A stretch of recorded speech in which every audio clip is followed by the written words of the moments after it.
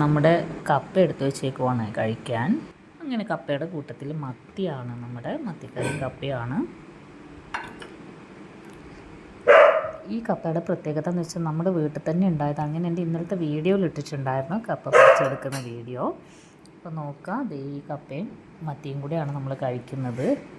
ഈ കപ്പക്കകത്ത് മത്തിയുടെ ചാറ് ഇങ്ങനെ മുക്കി കഴിക്കാൻ വെരി ടേസ്റ്റി.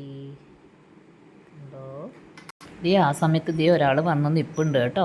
മീനിൻ്റെ മണമൊക്കെ അടിച്ച് എൻ്റെ മിക്കിക്കുട്ടൻ വന്നിട്ടുണ്ട്. ദിയമോൾ ഇവിടെ ഇരുന്ന് ഭയങ്കര പഠിത്തം. ദിയമോൾ എന്നാ പഠിക്കുന്നേ? മലയാളം. മയിൽ. മിക്കി കാണുമെങ്കിൽ ഉണ്ടല്ലോ. മിക്കി പിന്നെയും വന്നു. മിക്കി എന്നാ വേണ്ടേ? കപ്പ വേണാ? മിക്കി മീൻകറിയുടെ മണമൊക്കെ അടിച്ചിട്ട് വരുവാണേ. നല്ല ടേസ്റ്റാണ്. നമ്മുടെ സ്വന്തം കപ്പയായതുകൊണ്ട്. മിക്കി അകത്ത് കയറിക്കൂടാ മിക്കി? ഗോ.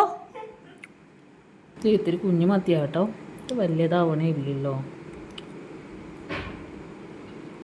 എന്താ ചേട്ടാ വന്നുകൊണ്ടിരിക്കണേ? മിക്കി കുട്ടാ പാടാ കേറുന്നുണ്ടോ?